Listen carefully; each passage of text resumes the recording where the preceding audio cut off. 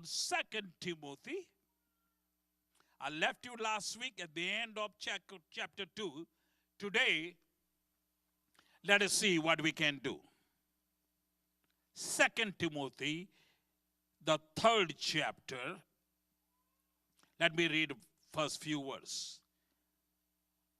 This know also, that in the last days perilous time shall come. For men shall be lovers of their own selves, covetous, boasters, proud, blasphemer, disobedient to parents, unthankful, unholy, without natural affection, truce breakers, false accuser, incontinent, fierce, despiser of those that are good, traitor. Oh, by the way, he's writing the folks in the church, y'all. If you all think that he talk about the folks in the world, they are children of the devil, they live like it. But he talk about in the last days, traitors, heady, high-minded, lovers of pleasure, more than lovers of God. Verse 5, having a form of godliness, but denying the power thereof. And then he say, you know what? If you see somebody like this, get away from them. Get away from them. You are not that spiritual that you're going to convert them. Get away from them. Okay, so for next few minutes, I'm going to break it down. Not only this list, which I gave you, but throughout the whole Bible, there are certain things, characteristics. Holy Ghost is writing to us. These know also. Meaning, up till now, I told you all these things. Study the word, meditate the word, speak the word, do the word, all these things. But I want you to know something else also, that in the last days, perilous times shall come. Hard times. Stressful time. My God, troublesome time shall come. Got a news flash. They are here. They are here. Hard times are here. So I got several things. So if you're taking notes, probably I will give you this next week. In your note, draw a line in the middle. So you will have two parts. On your left side, put a title, The World, W-O-R-L-D. And on the right side, make a headline, The Word, W-O-R-D. Are we together? Two parts. On the left side, the world, W-O-R-L-D. On the right side, the word. What does the word of God say about it? And I'm going to emphasize, I'm going to give you some scripture about what the word of God says. I don't want to focus so much on the negative side. Okay? Number one, on the side of the world, Bible says in the last days, there will be people who are called lovers of themselves. Lovers of themselves, or you can also call them selfish. Like I told you, one time I took couple of my granddaughters' cell phone, and I say, let me see how many selfies you all have. about 1,200. Guess what? 900 plus was the selfie. And the other 300, some friends or papa's picture or dog's picture, whatever. But that tells you the whole world is about themselves. Family are falling apart, husband and a wife, because of this reason, selfishness. Like I say Sunday morning, it is not incomparability, it is stubbornness. Not flexible at all. Selfish. Look here, people are very selfish. So make sure we do not become selfish. So on the world, lovers of themselves, selfish. So how do I counterattack so I don't become selfish? All right, write down Romans 12 and 10. Romans 12 and 10, Word of God says to a child of God that you must prefer others over you. Did you hear me? So when you prefer someone else over you, you will kill that selfie. Hello? Put somebody before you. Jesus said many, many times, if you want to be great, be the servant of all. So in order for you not to be selfish, think about someone else more than you think about yourself. Like I told you Sunday morning, husband and wife. Husband, think about it. Do everything how you can be a blessing to her. Don't just sit here and wait for her to be a blessing to you. Think about anybody else, your sibling, your fellow believers, in a church, on your job, wherever you are. Get up in the morning, Lord, who can I be blessing to? Who I can put a smile on their face rather than, let me see, who gonna hook me up today? It's not about us, folks. Don't let this tsunami of the last days, negative spirit, sweep you over. Okay? So that was number one. Lovers of themselves, selfish, and you can kill it. Romans 12 and 10, prefer others over you. Number two, on the side of the world, Bible says in the last days, you can come in a church and you sing, Jesus, the center. Go ahead and finish it. Center of what? Center of your joy, center of your life, center of your church. But it's one thing to sing, but in reality, this is what happens. Money. Number two, money, material things, covetousness becomes the center of your life. You are driven. How can I get something out of this? If there's a piece of pie, you got to make sure you get a larger piece than somebody else.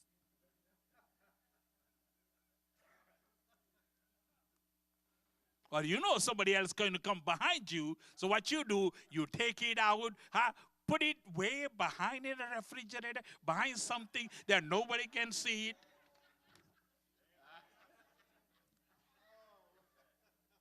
Oh, you've been there, huh? You already ate. Hello? You already ate. But you're still thinking about yourself. It goes back to, prefer somebody else over you.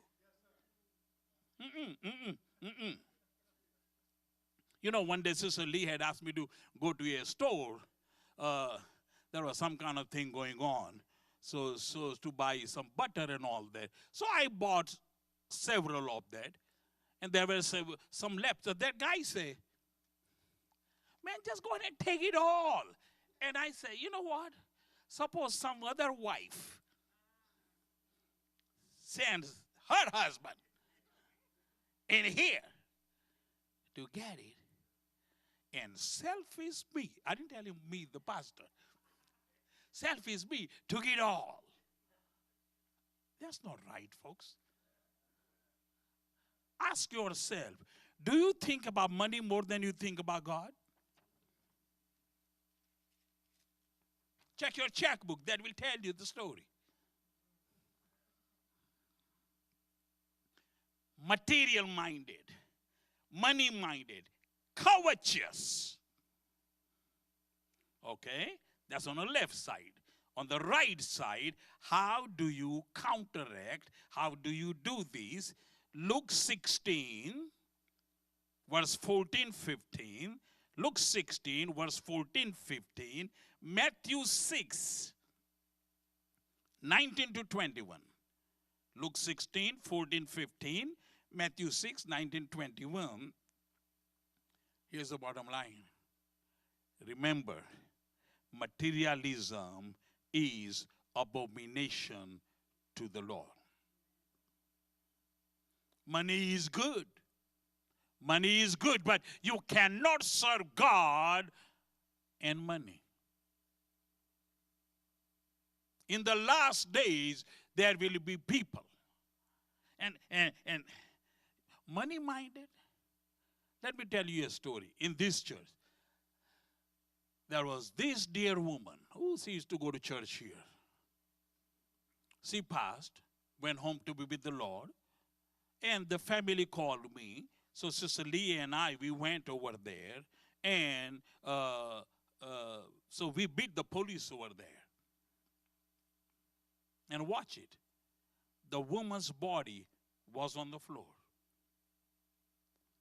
And one of the daughters goes over her and start opening the drawer and trying to find something. I had to snatch her and told the police, you better take her away. You're not worried about your mama is dead and you're trying to get into to find something? That's what I mean. When money becomes more important than your mama, than your brother or your sister, or your family. Don't be swept away with it. And again, God wants you to prosper.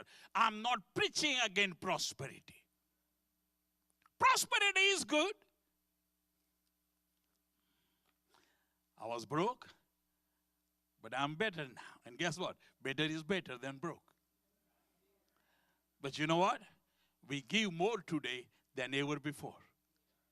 We plant more today than ever before. Before that, giving 10 was a work.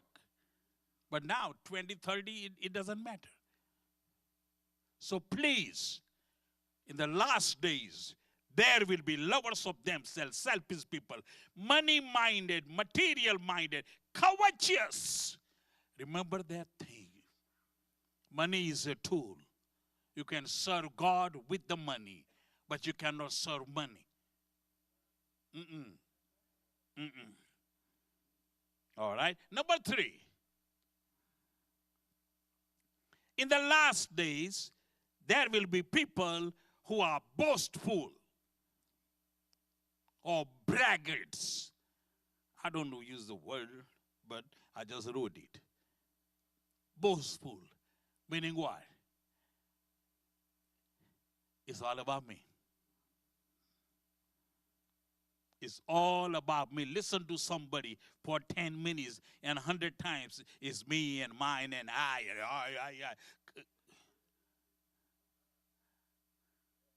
Come and see what I did. Come and see what a good preacher I am. Come and see what a good I sing. You know you can sing. You know you can sing. So why are you going to go over there and take the mic? would you all please pray for me as I try? Shut your mouth and sing. You know you can sing.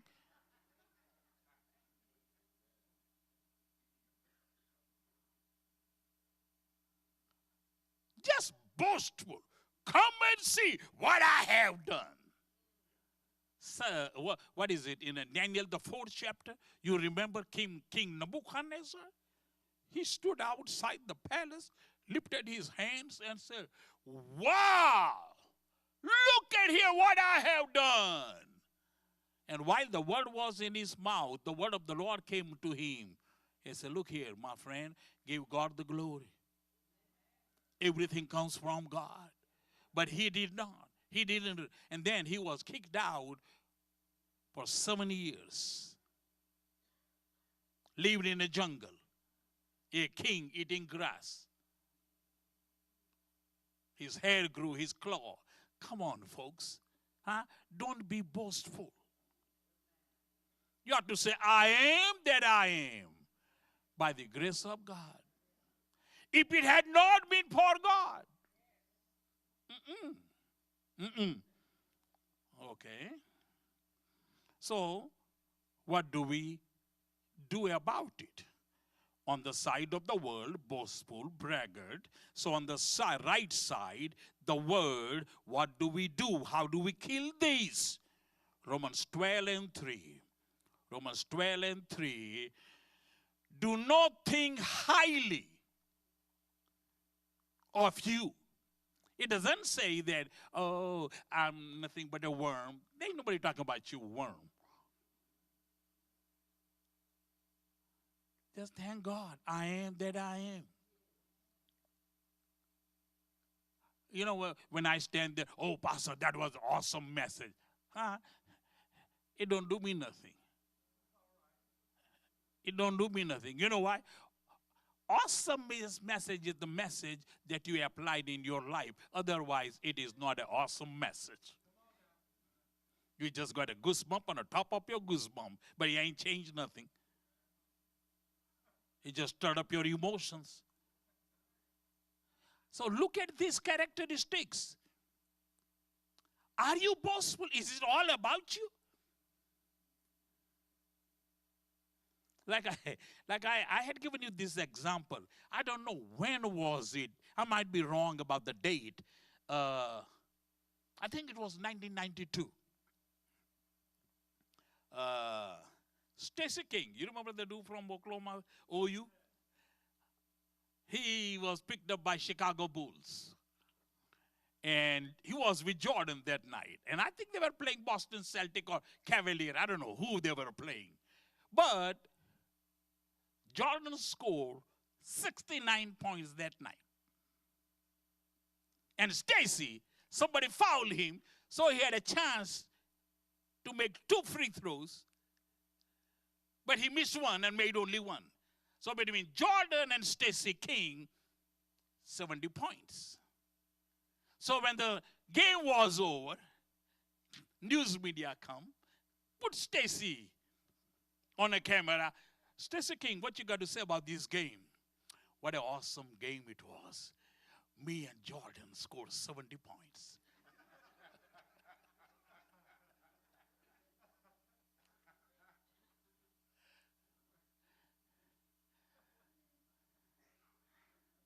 You follow what I'm saying?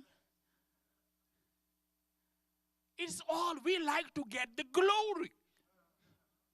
And Bible says, don't do anything for vain glory. Don't do anything for people to come and pat on your shoulder, because that's the only reward you're going to get. When somebody pat, oh, you got a nice song or nice job, nice. That's all your reward. That's all you're going to get in here. Some of your back is bruised. People will be patting on you so much. Huh? But you ain't got nothing up in heaven. But do it all for the glory of God. Let's go ahead. Next one is just like that. Number 1, let me back up. Lovers of money. No, sorry. Lovers of themselves. Very selfish. You knock that one out by preferring others over you. Second one, money, material, covetousness. You knock it out by keeping God as number one and knowing you cannot serve God and money. Number three, boastful and braggart. You knock it out by thinking I am that I am by the grace of God and don't think highly of you. Or number four is the same way. Or you call it a proud. It's the same thing. Proud or insisting on your own way.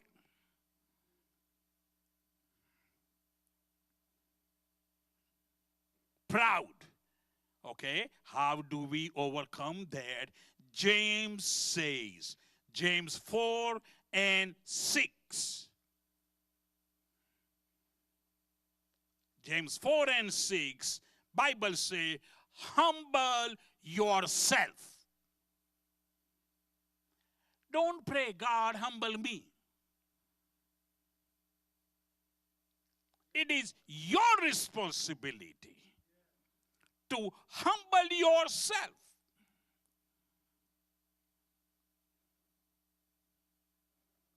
Humble yourself. You remember, if I take my time here on this one, Gospel of John, 13th chapter, Luke 22nd chapter. Jesus, listen to me. For last few hours, he's pouring his heart out to all these disciples. Night before he was to be crucified, he's pouring his heart out.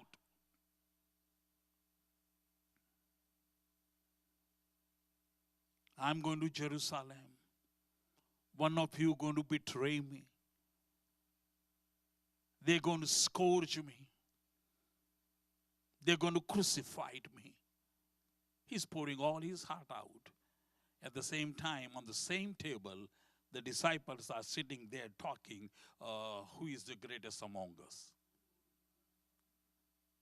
They ain't thinking about nothing what Jesus was going to do.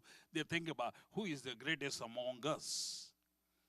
And Jesus, Bible says, when he saw all these things, remember the message I had preached? Towel in my hand. He got up, took his outer garment, tied the towel around him, washed the feet of disciples, and he said, if I, being the Lord, being your master, have done this thing to you, you must do that yourself. You remember Peter? You're not going to wash me, not my feet. Give me a whole bath. You remember that? Guess what? At the end of his life, thank God you're going to get it one of these days. The man who say, you're not going to wash my feet, you're going to give me a bath. When he's about to die, Peter said, 1 Peter 5 and 6, he said, clothe yourself with humility. Humble yourself at the mighty hand of God, and he will exalt you. We don't do this. You remember what is it? Luke 18 chapter Bible says, and there were two who went to the temple. And one Pharisee stood there, looked around. God, aren't you glad I'm in the house? I fast, I give, I do all these things. As a matter of fact, I'm not like this one. And Jesus said, and the sinner over there, he said, I am not even worthy to look up to heaven. He beat his chest and he said, Lord, have mercy on me, a sinner. And Jesus said, he went home more justified than the one who was bragging. So question is this, let us not be proud, insisting on our way, but let us learn the lesson of humility. Humble yourself. Humble yourself. Humble yourself. And you know, sometimes it is very hard for the pastors. Oh, that's the one lesson I learned when I became a pastor. When I came here, we might have a funeral or something, and you know, we don't have chairs up in front here. So some other pastors will come and they will ask the ushers, where do pastors sit? So one of the ushers will come say, where do pastors sit? I said, do you see all these chairs?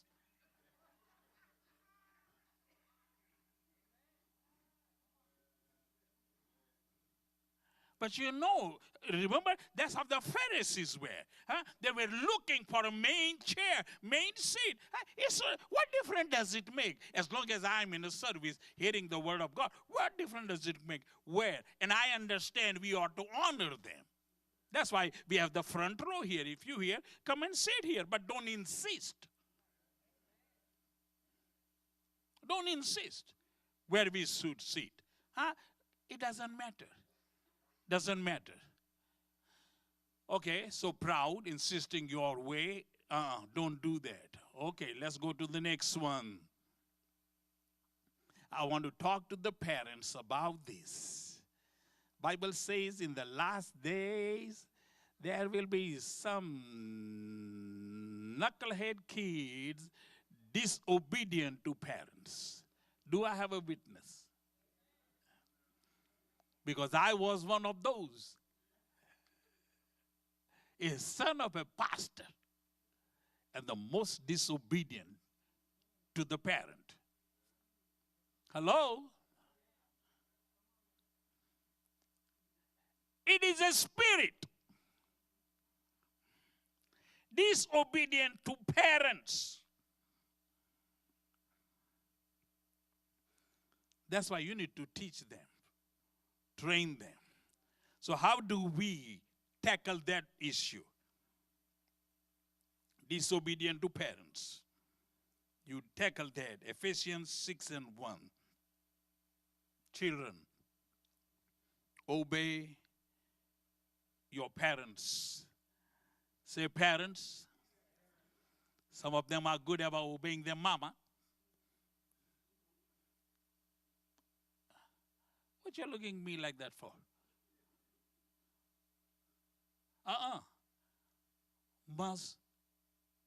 Must.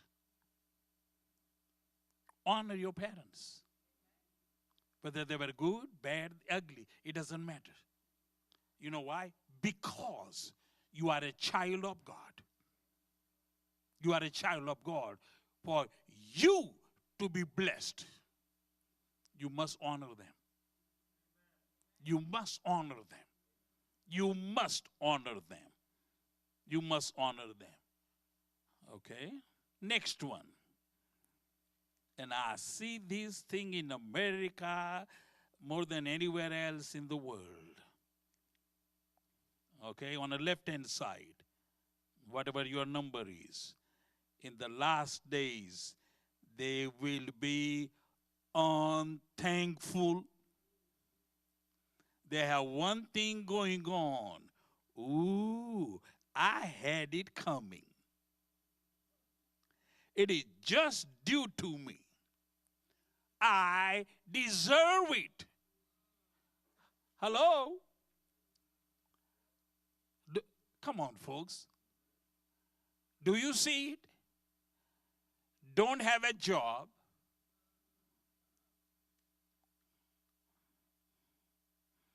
And sometimes government feeds this demon.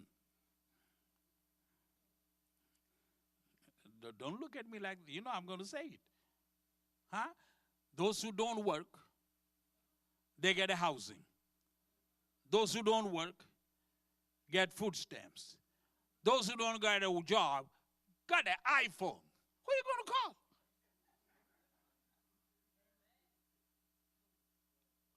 And unthankful people. Even our kids. Okay, Christmas just passed. You did your best to give them something. And that little food. How was your Christmas? All right. All right. Oh, I wanted the iPhone.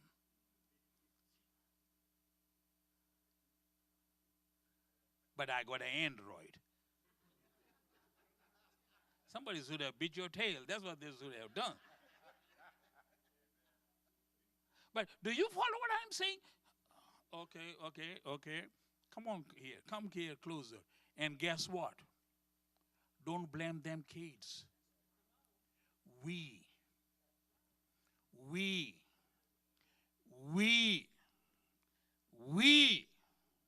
because we ain't doing what we're supposed to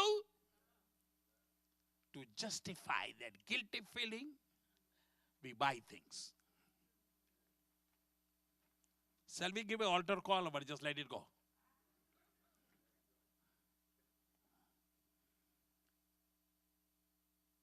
Unthankful people. Unthankful people. Unthankful. How do you counter it? On the right hand side. Hebrews 13 and 15. Hebrews 13 and 15. Offer sacrificial praises to God. Whether I got an Android or I got an iPhone. I want to thank you. Because there was a time when I used to go to the gas station and get some quarters and stand outside at the telephone booth. That's before you all's time, y'all. You remember?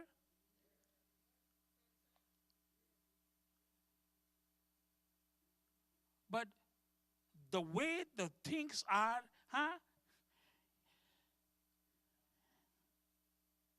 I must have the best. You're flunking full in a school.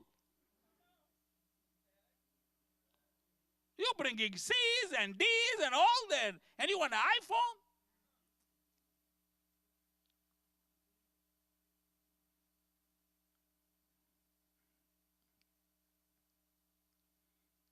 Okay. How do we do that? So let me ask you a question. How are you? Are you thankful to God?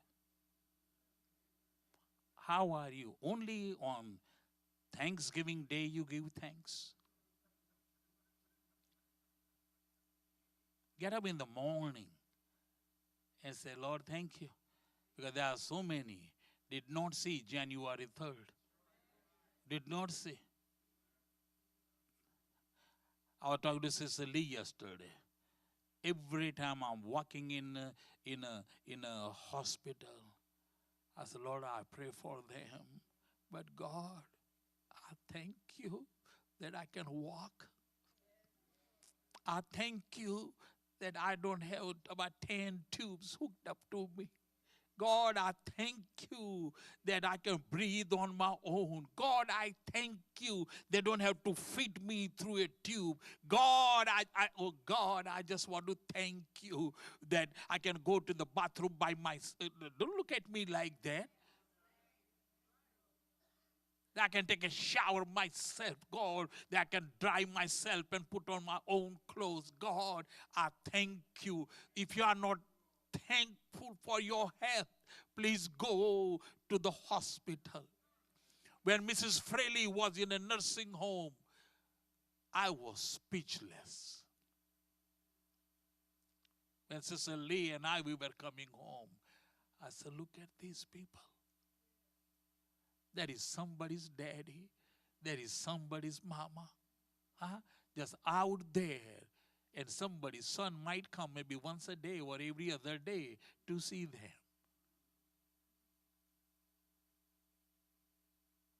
It should not be that way. Be thankful. You might not have what you want, but you have what you need right now. Be thankful. You got 5 loaves and 2 fish. Jesus said, give it to me.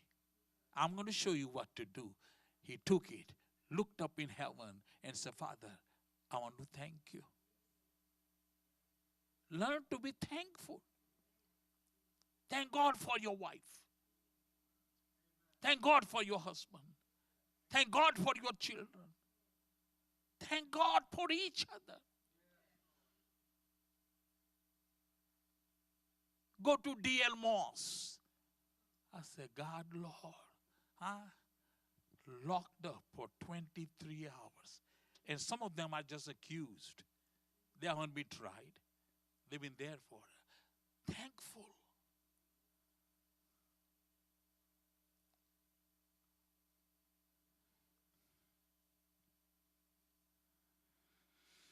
Lovers of themselves, selfish.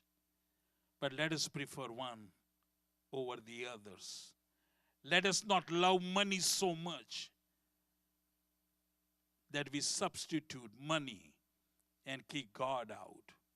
Let us not brag about ourselves, but think I am that I am by the grace of God. Don't be so proud in sitting your way, but learn to humble yourself. And with humility, serve one another. Honor your parents. Honor your father and mother. And be thankful. It is not just due to you. Father God, I thank you that you have given me all that I need. Okay, last 2 minutes, then we go. Last word says, people will be unholy, ungodly.